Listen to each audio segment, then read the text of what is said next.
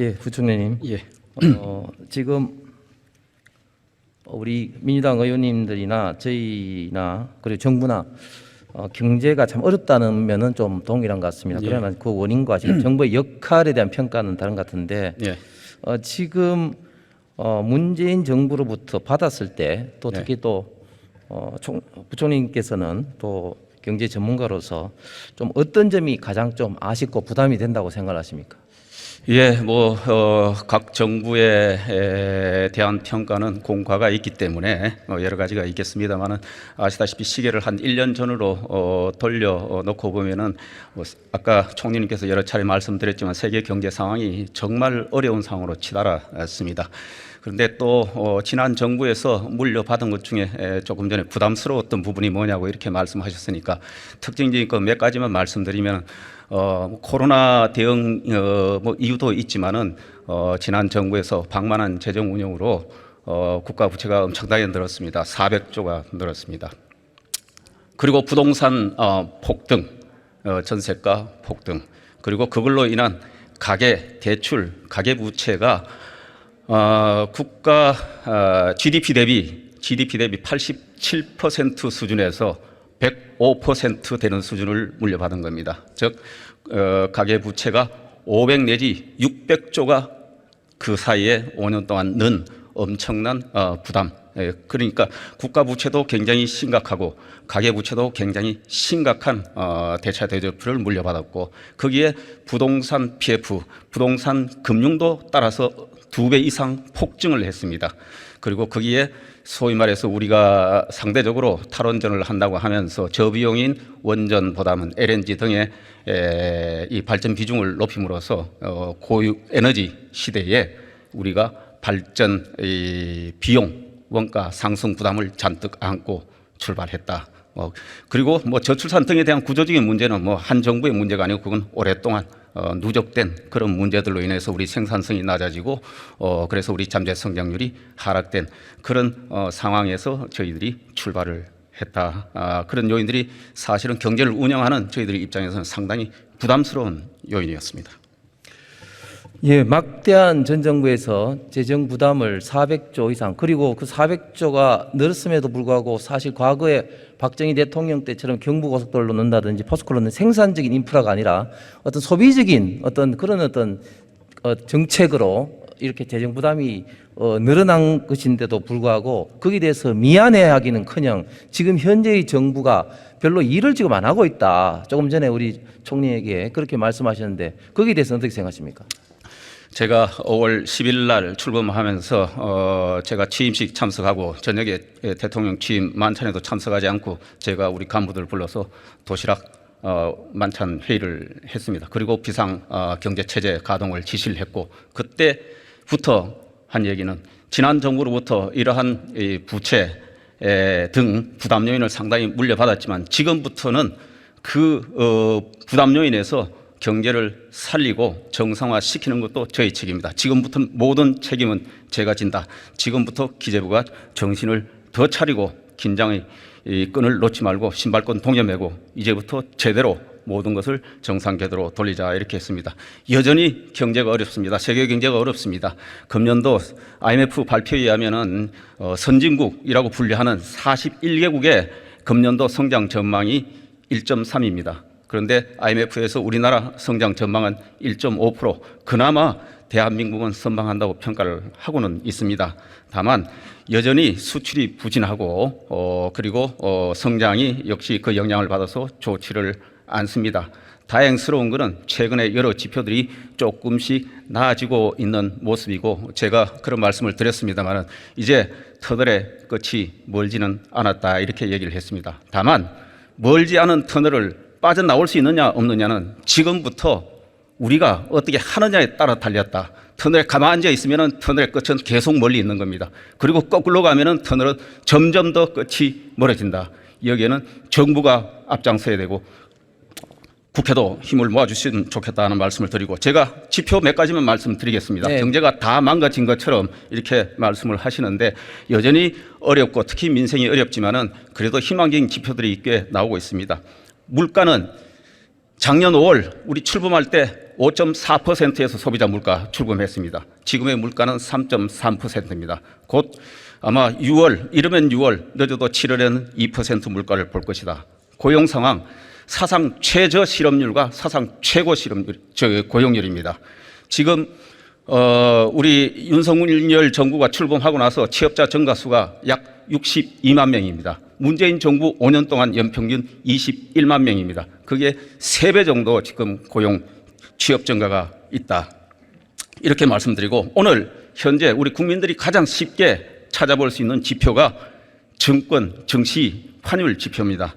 오늘 이 주식시장에서 지난 문재인 정부가 저희들한테 물려주기 직전 22년 5월 9일 이 코스피 우리 상장 주식의 종합주가지수가 2,610이었습니다.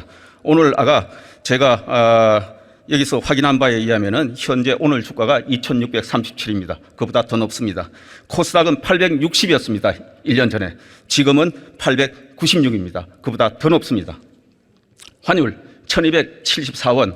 우리가 미국의 금리가 0.25에서 5.25로 10배 정도 오른 이 내외 금리차 속에서도 환율이 작년 5월 9일에 1,274원에서 지금 1,271원입니다.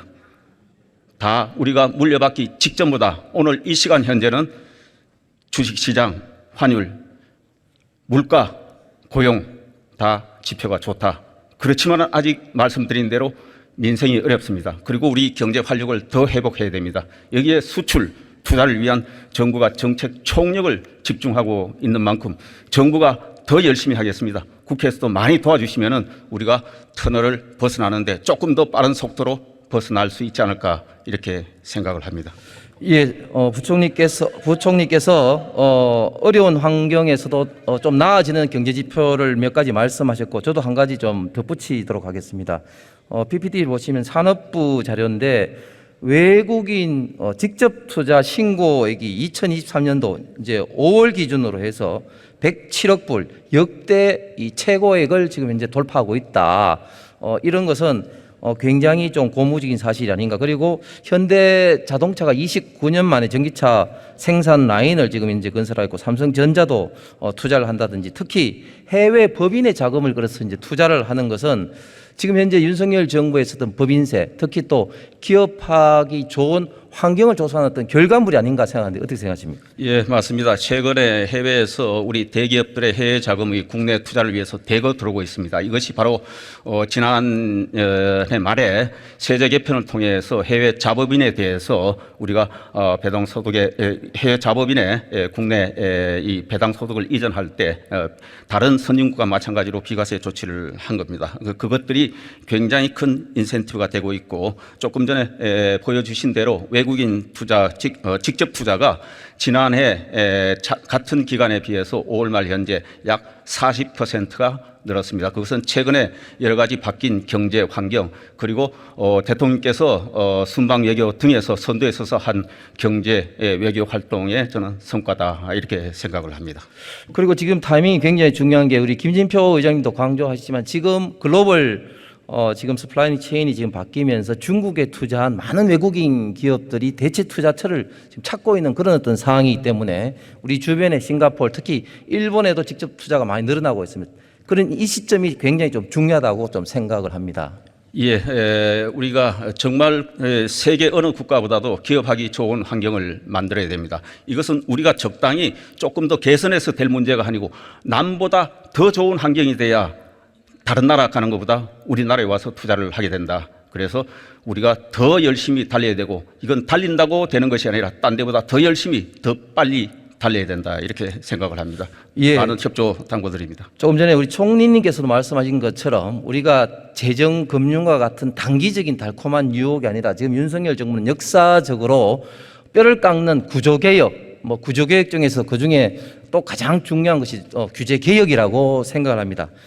PPT 보시면 우리가 얼마 전에 대법원에서 타다가 무죄로 확정이 되었습니다. 참 우리 국회가 민주당이 물론 주도했습니다만 이런 어떤 타다의 어떤 사례를 굉장히 진짜 반성을 좀 해야 될 것 같습니다. 지금 규제 개혁 1년을 보면 현장에서 나름대로 민생을 대표적으로는 여행자 휴대폰 신고서 해외에서 작성 의무를 뭐 폐지한다는 걸 하신 건지, 특히 광양 포스코 공장 건설을 규제 개혁을 통해서 4조 이상 투자를 지금 현재 이끌어낸 것은 굉장히 고무적인 어떤 변화인 것 같은데 어떻게 생각하십니까? 예, 저희들 나름대로 총리님 필두로 전 부처가 경제 규제 혁신에 지금 올인하고 있습니다.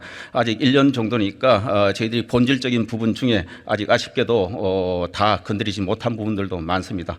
앞으로 지적해 주신 대로 그야말로 우리가 재정을 통해서 쉽게 경기 살리는데 의존하기보다는, 그것은 저희들이 늘 이야기합니다만 하책 중에 하책이다. 그것보다는 규제 혁신 이런 걸 통해서 일자리를 만들고 기업들이 투자하게 만들고, 이것이 국가 부를 올리고, 이것이 전반적인 우리 소득 수준을 높이고, 이것이 바로 또 우리 소득 분배를 개선하는 길이다, 이렇게 생각하고 규제 혁신에 더 박차를 가하도록 하겠습니다. 예, 수고하셨습니다. 총리님 앞으로 좀 모시겠습니다. 예, 총리님. 6월 6일 날 현충일 때 참 저는 굉장히 좀 인상 깊고 좀 마음이 좀 뜨거웠습니다. 73년 만에 김성학, 김봉학 형제분이 유해로서 이제 상봉을 했고, 그 안장식에 대통령께서 참석을 하셨습니다. 그리고 이분들이 또 제 지역구인 대구 출신이시라서 대구 비산동에 이제 흙을 가지고 온 것을 보고 굉장히 좀 가슴이 좀 뭉클 좀 했습니다. 그런데 이날 참 이런 어떤 가슴이 뭉클한 것을 완전히 찬물을 끼얹는 게 천안함 피격 관련된 과거에 엄청난 망언을 하고, 특히 좀 뭐 좀비 윤가라든지 이런 막말을 한 이래경 전 더불어민주당의 혁신위원장의 어떤 과거 SNS에서 천안함은 어떤 자폭이라든지, 또 건칠성 또 대변인이 천안함 함장이 무슨 낯짝으로 발을 다지고 의의가 없다는 등, 또 장경대 최고도 경계에 실패한 책임감 뭐 이런 식으로 이야기를 했습니다. 그런데 이 보니까 지금 민주당은 이 천안함을 둘러싼 게 이게 한두 사람의 말 실수가 아니고 이게 DNA가 있는 것 같아요. 그 조상호 전 대변인 같은 경우는 최원일 함장을 향해서 당시 생떼 같은 자기 부하들을 수장시켜 놓고 제대로 된 책임이 없었다고 뭐 이야기를 하지 않나. 박지원 전 원장은 2010년도에 천안함 침몰 사고에 대해 일부 언론과 보충해서 북한 소행설로 연기를 피우고 있다는 등, 또 지금 중앙 선관위 위원, 민당 추천위원으로 된 조성대 위원은 북한이 천안함 두동강 내는 친환경 어뢰를 개발했던 이 놀랄만한 개그 앞에 진실은, 이런 식으로 이야기를 했습니다. 총리께서는 어떻게 보십니까? 의원님께서 지금 제시하신 이분들의 말씀이 이대로라면은 저는 이분들이 대한민국 국민이 맞는가 하는 생각이 듭니다. 대통령께서도 이러한 어떤 국가 영웅들을 왜곡 폄훼를 하면은 어떤 반국가 행위다, 그렇게 강하게도 말씀하셨습니다만은 이 천안함에 대한 이런 어떤 영웅들의 희생을 이런 식으로 절대 폄훼해서는 안 될 일입니다. 지금 국가보훈처가 국가보훈부로 되면서 할 일이 참 많아질 것 같습니다. 저는 총리님한테 두 가지만 좀 제안을 좀 드리겠습니다. 첫 번째는 지금 독립유공자 중에 순국선열, 즉 1945년 광복 이전에 돌아가신 분들에 대한 어떤 그런 어떤 제대로 된 평가 내지는 어떤 발굴 뭐 이런 부분들이 상당히 좀 부족한 것이 좀 사실입니다. 그래서 이런 어떤 분들이 또한 순국선열 어떤 공법 단체도 요구하고 있는 그런 어떤 현상입니다. 이 첫 번째 하나고, 또 두 번째는 또 6.25 때 소년 참전병이 많은데 이분들의 상당수가 또 국가 유공자로 지금 인정을 받고 있지 않은 그런 어떤 현실입니다. 관련된 법도 지금 국회에 몇 건이 제출된 게 있습니다만은 이제 국가보훈처가 국가보훈부로 바뀐 만큼 이러한 부분에 대해서도 관심을 윤석열 정부가 좀 가져야 되지 않겠나 생각하는데 총리님 생각은 어떻습니까? 네, 동의합니다. 그렇게 새로이 보훈부가 출범을 했으니까 의원님 말씀하신 이런 부분에 대해서 좀 더 노력을 적극적으로 하도록 그렇게 하겠습니다. 네. 다음 후쿠시마 지금 오염 방류 관련돼서 간단하게 좀 질의를 드리겠습니다. 지금 후쿠시마 방류는 2011년도에 사고 나서 2013년도에 알프스 시운전이 개시됐고, 그리고 문재인 정부 당시 2018년도에 대한민국 관계부처 TF가 국조실에 결성이 되었습니다. 그리고 2021년도 일본 정부에서 해양 방류 발표를 했습니다. 당시 강경화 외무부 장관은 일본 주권 영토 안에서 이루어진 사항이지만 우리 국민에 영향을 미칠 수 있기 때문에 국조실 중심으로 대응하고 있다고 했고, 정의용 장관도 세 가지 여건 등을 고려해서 IAEA 기준에 적합한 절차를 따라서 된다면 저희가 굳이 반대할 것은 없다고 이야기를 했습니다. 제가 이전 정부와 현 정부의 어떤 대응 기조를 한번 살펴봤습니다. 현 정부는 이전 정부와 차이 나는 것이 없고 오히려 더 구체적으로 지금 점검을 하고 있고, 특히 국내 연근의 수산물 방사능 검사 등을 강화를 하고 있습니다. 그럼에도 불구하고 지금 민주당은 이전에 비해서 더 꼼꼼히 지금 살피고 있는데, 지금 민주당 정권 때는 가만히 있다가 지금 현재 이렇게 비판을 하고 있는 것에 대해서 우리 총리님 생각은 좀 어떻습니까? 저는 그 합리적이지 않고 상식적이지 않다고 생각합니다. 이 부분에 대해서는 국민의 건강, 안전이 최우선이다라는 게 지금 저희가 접근하고 있는 방법이고요. 그리고 그것을 위해서 국제기구와 모든 그런 관련자들과 충분히 소통을 하면서 이 일을 진행하고 있다. 따라서 국민의 안전에 만약 저해가 된다면 그거는 우리부터도 당연히 반대할 것입니다. 그러나 지금은 이러한 과학적으로 안전한지를 모두 다 힘을 합쳐서 더 좀 열심히 따지고, 그것이 지금으로 끝나는 것이 아니라 앞으로 만약 방류를 하게 되면 30년 동안 계속 이러한 문제를 치밀하게 따져야 되는 그러한 임무가 저희한테는 있다, 이렇게 생각합니다. 그런 점에서 보면 과학을 중시하고 그리고 과학의 근거를 두고 국제 기준의 근거를 두고 국제법의 근거를 둔다 하는 그런 기본적인 우리의 이 후쿠시마 방류 문제를 접근하는 방법에 있어서는 저는 전 정부와 윤석열 정부는 똑같다, 저는 그렇게 생각합니다. 저는 지금 몇 가지 완전히 비과학적인 어떤 괴담 몇 가지 사례를 좀 이야기를 좀 하겠습니다. 먼저 조금 전에도 이야기했지만 후쿠시마 오염수가 깨끗하면 마시라 합니다. 아니 이거야말로 괴담입니다. 이거는 지금 현재 마시고 자시고 할 문제가 아니라 이것이 알프스가 제대로 처리돼서 남은 삼중 수소가 쿠로시오 해류를 통해서 태평양을 건너서 4, 5년 후에 왔을 때는 완전히 희석돼서 이제 안전하다고 하지만 그래도 꼼꼼히 살펴봐야 될 것은, 그럼에도 불구하고 이게 우리 연건에 미치는 영향이 어떤지 살펴봐야 될 문제지, 이걸 가지고 마셔라 이렇게 하는 것은 이거야말로 괴담이라고 생각하고, 두 번째는 윤석열 정부는 왜 자꾸 일본 편을 드느냐, 왜 찬성하느냐 하는데, 지금 현재 윤석열 정부는 대한민국 국민의 건강과 안전을 생각하고 특히 IAEA의 방류 처리 원칙이 제대로 되고 있는지 미국이나 EU 등과 같이 그 현장을 지금 철저하게 같이 모니터링을 하고 협의하고 이런 단계인데 왜 지금 일본 편을 드냐, 왜 찬성하냐, 이런 어떤 것이 괴담이 아닌가 생각합니다. 우리 총리님 생각은 어떻습니까? 과학적 근거를 가지고 얘기하지 않고 어떤 사안을 얘기함으로써 관련 당사자들에게 피해를 준다면은 여기에는 우리 어민들이 주로 피해를 받겠습니다만, 이러한 그 과학적 근거가 없는 얘기로 피해를 준다면 바로 그것이 저는 괴담이고 그것이 선동이다, 그렇게 생각합니다. 예, 총님 수고하셨습니다. 예, 과기부 장관님 좀 나와 주십시오. 이야기 중에 지금 현재 그 다액종 제거 장비 알프스에는 전체를 검사를 못하고 9개 핵종만 검사한다고 했고, 특히 민주당에서는 일본에 가서도 그렇게 이야기도 하기도 했습니다. 사실입니까? 그 부분에 대해서 이렇게 그 사실이 아닌 걸로 저는 이해하고 있습니다.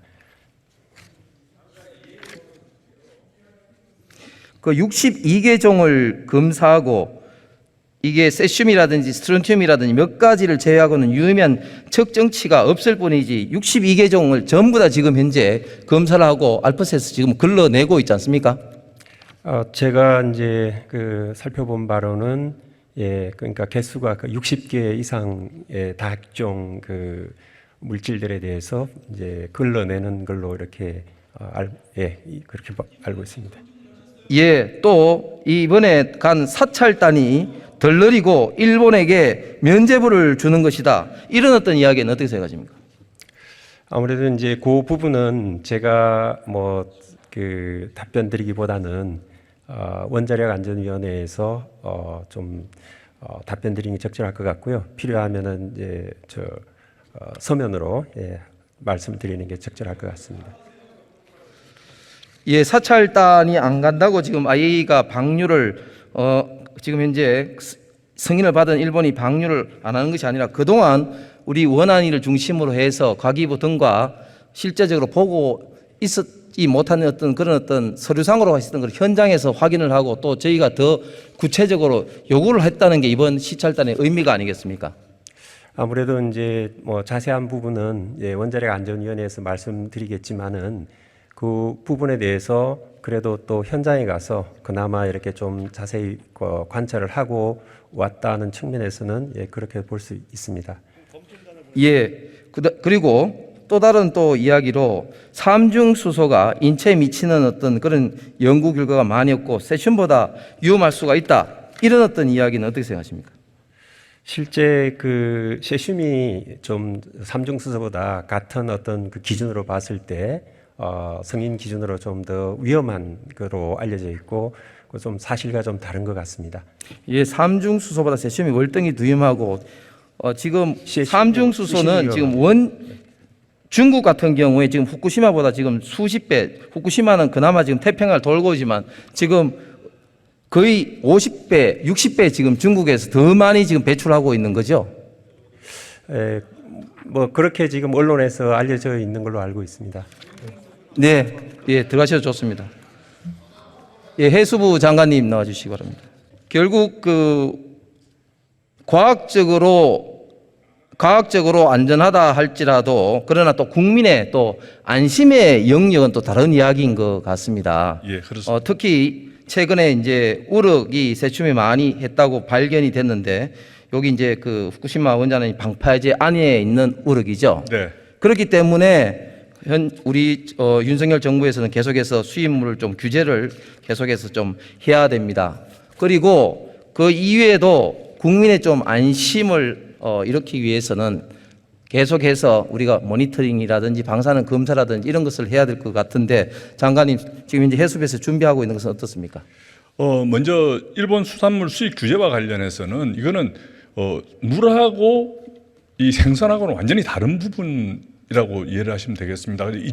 분명히 수산물 수입에 대해서는 일본산 후쿠시마산 수산물 수입에 대해서는 금지한다는 원칙을 분명히 가지고 있습니다. 그 부분 분명히 말씀을 드리고요.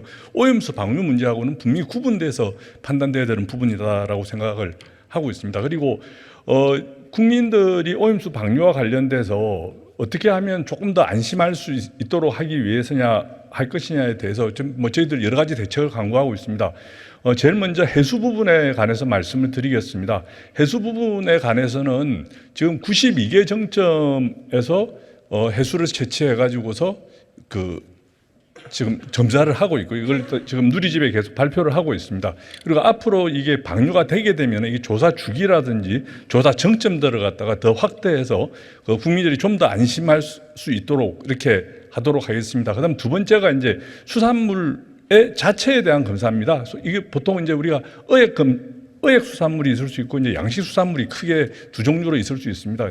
이제 어획 수산물 같은 경우에는 이제 위판 과정을 거칩니다. 물론 위판되지 않고 직거래되거나 사매매되는 그런 경우도 있습니다만은 위판장을 거칠 경우에 최대한 우리 검사 능력이 가능한 한 최대한 검사를 해서 유통시키도록 하는 조치를 지금 취하려고 하고 있습니다. 그리고 양식 수산물에 대해서는 주로 뭐 제주 같으면 넙치 양식이 거의 1년 내내 계속 이 양식 출하가 되고 있는데 이런 부분에 대해서도 출하 전에 해수에 대한 검사, 이 샘플에 대한 검사를 분명하게 해서 그리고 유통 경로까지 우리가 이거 따라가면서 이 부분에 대해서는 국민이 안심하고 수산물을 드셔도 좋다라는 그 입장을 이제 유지를 해 가도록 하겠습니다. 그리고 그럼에도 불구하고 방류가 됐을 경우에 수산물의 소비 모멘텀이나 이런 것들을 확보하기 위해서 저희들이 지금 계속 1월부터 할인 행사를 하고 있습니다. 이걸 지속적으로 방류 이후에는 지속적으로 할인 행사를 하도록 하고 또 전년도 국회에서 우리 예산 편성해 주셔가지고서 저희들 지금 그 수매 비축 그 예산이 뭐 어느 정도 여유 있게 있습니다. 그래서 현장 위판장이라든지 현장에서 관리되고 있는 소화되지 못하는 이런 부분들에 대해서는 바로 수매하고 이렇게 비축함으로써 그 소비 모멘텀이라든지 이런 부분들이 발생하지 않도록 최대한 노력을 다하겠습니다. 예, 앞으로 안심적인 부분에서 더욱더 좀 노력을 해주시기 부탁드리겠습니다. 예. 감사합니다.